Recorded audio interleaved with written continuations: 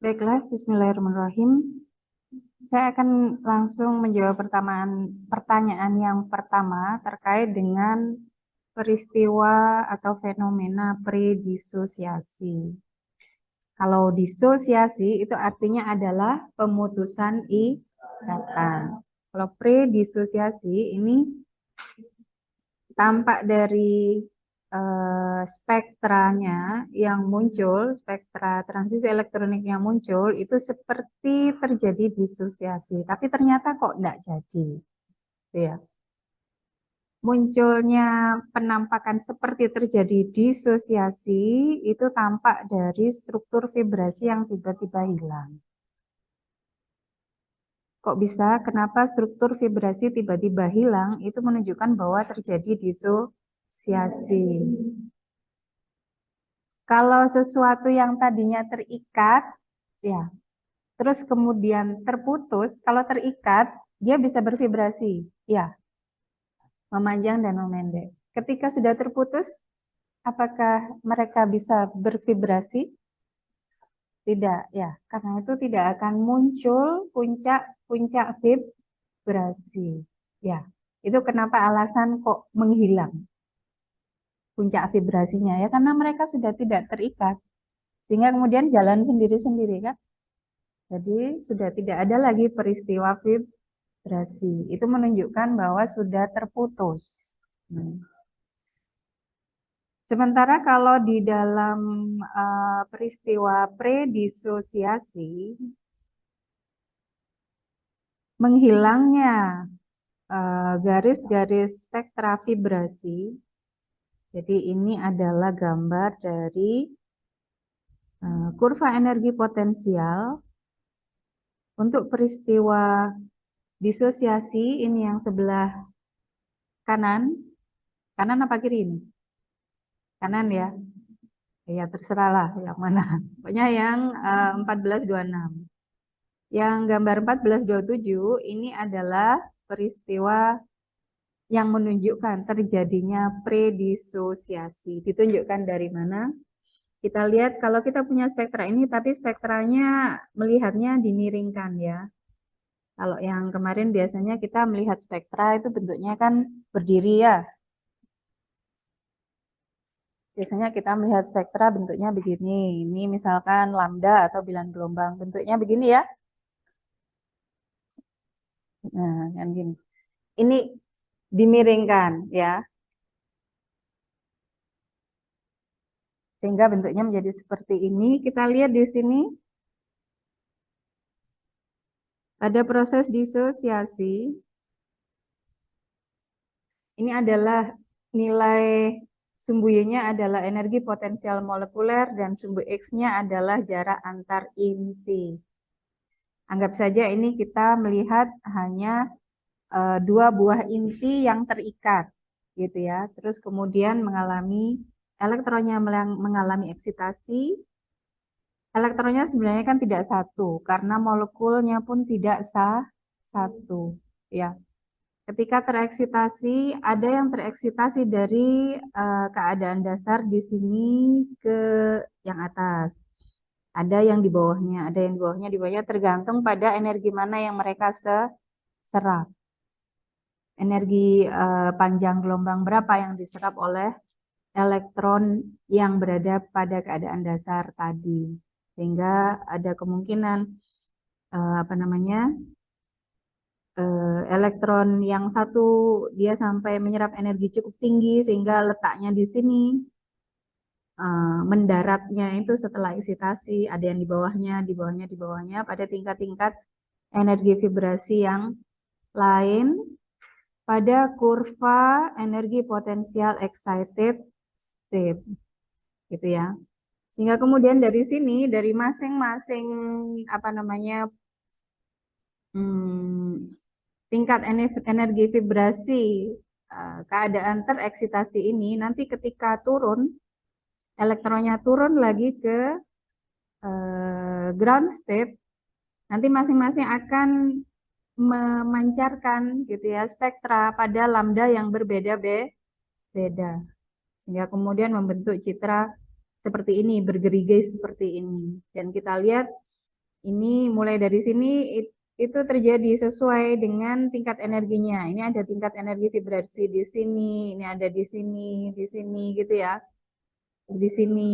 Jadi setiap puncak ini terkait dengan nilai energi vibrasi, tingkat energi vibrasi masing-masing. Setelah itu, setelah bergerigi, habis itu di atas ini ternyata tidak ada gerigi lagi. Ya, ini menjadi mulus. Penampakan spektranya seperti itu. Jadi tiba-tiba kita menemukan suatu kurva kontinum, kurva yang menerus. Nah, gitu ya, tidak ada geriginya. Maka ini sudah tidak ada lagi tingkat-tingkat energi vibrasi yang memancarkan spektra. Artinya tidak ada molekul yang memiliki tingkat energi vibrasi di situ. Ya, ini jelas energinya lebih tinggi karena di atas sumbu Y-nya ini naiknya ini adalah energi potensialnya semakin tinggi. Oleh karena itulah seperti yang di awal tadi saya sampaikan, ketika suatu benda terikat dan kemudian bisa bervibrasi, tiba-tiba putus, maka tidak ada lagi vibrasi. Karena itu tidak ada lagi di sini tingkat-tingkat energi yang muncul. Ya, jadi pertandanya adalah adanya kurva yang mulus ini. Ya. Pada proses predisosiasi, itu yang sebelah sini, peristiwanya sama, elektron kita pada kurva energi potensial keadaan dasar di sini, dia awalnya adalah pada tingkat energi vibrasi yang terendah dari keadaan dasar, terus kemudian dia menerima energi dari luar sehingga tereksitasi, sampai ke sini banyak eksitasinya, sama seperti ini. Oh iya, saya tadi kurang memberikan informasi tentang namanya limit disosiasi. Pada garis vibrasi yang tertinggi di sini, ini disebut sebagai limit disosiasi. Pada saat itu adalah energi tertinggi sebelum terjadi pemutusan ikatan. Di atas itu maka ikatan sudah terputus, kan gitu. Di sini juga ada limit disosiasinya. Nah, kemudian ada tingkat-tingkat energi vibrasi di bawahnya.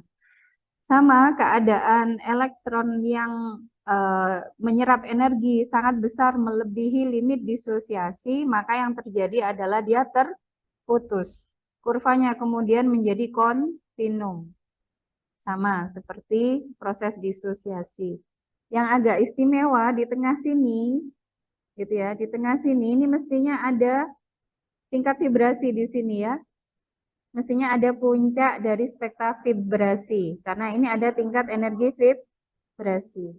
Di sini ada, di sini ada, di atasnya ini ada geriginya, ada puncak vibrasi dari masing-masing tingkat energi vibrasi. Tapi yang di sini menghilang. Puncak spektra vibrasinya menghilang, dia menjadi kontinum hanya di daerah ini saja. Sementara di daerah tingkat vibrasi yang lainnya itu dia masih ada, menunjukkan tingkat energi. Apa yang terjadi sebenarnya? Nah, penjelasannya ternyata ini ada tampaknya ada kurva energi potensial yang lain dalam keadaan excited state yang digambarkan dengan kurva yang ini.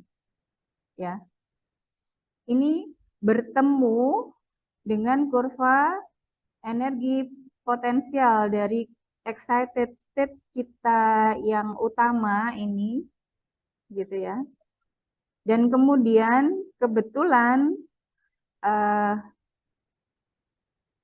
keadaan elektronnya di sini ini sama-sama, misalkan keadaan konfigurasi elektronnya yang sini ini adalah singlet, gitu ya. Yang ini juga sama singlet. Ini juga sama singlet. Kalau kalian masih ingat keadaan singlet itu adalah terkait dengan multiplisitas. Ya. Apa kemarin? Multiplisitas itu adalah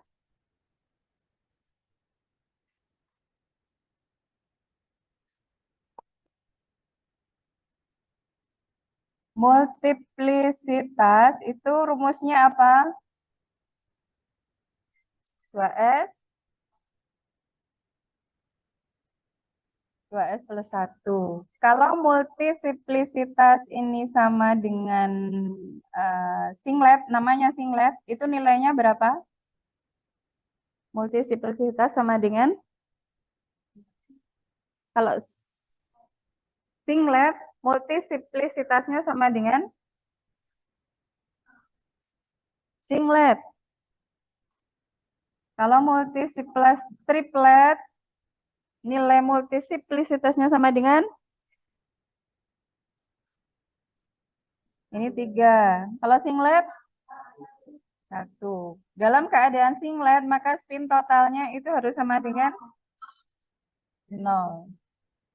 Berarti keadaan elektronnya kemungkinan seperti apa? Kalau spinnya sama dengan 0.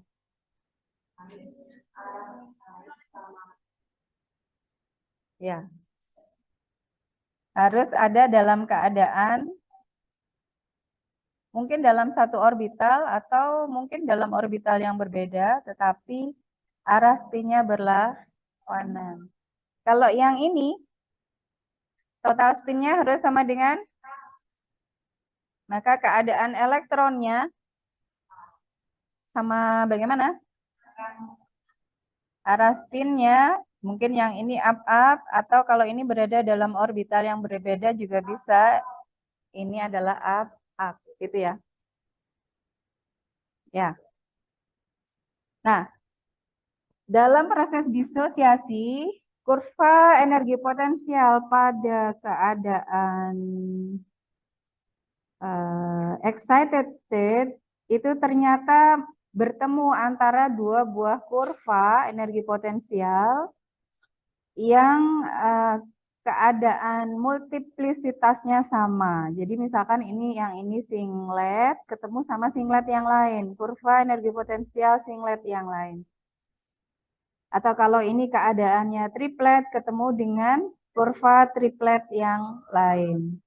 Gitu. Sehingga terjadilah proses yang namanya internal conversion atau konversi internal pada titik ini. Dia ketemunya di sini, ya, ketemunya di sini. Kurvanya ketemunya di sini. Nah, bisa jadi gitu ya. Ketika elektron mungkin tidak semuanya, beberapa gitu ya. Elektron dari keadaan tingkat energi vibrasi ini dia berpindah ke kurva energi potensial yang lainnya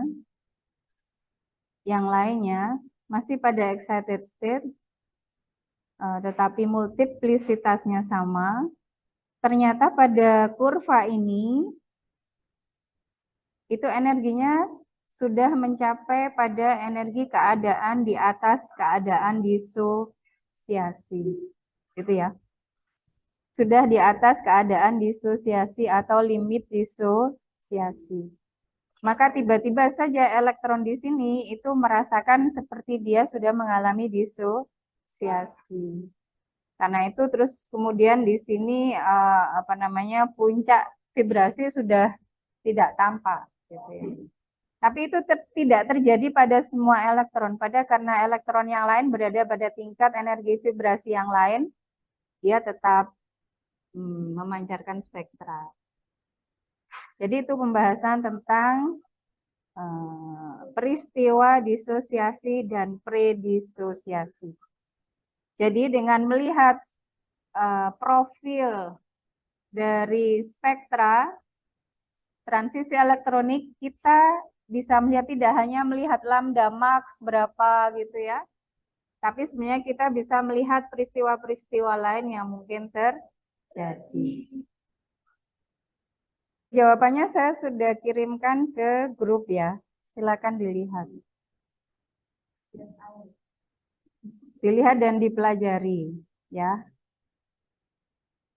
Baiklah, karena waktu kita juga sudah habis, maka saya cukupkan penjelasan saya hari ini sampai di sini.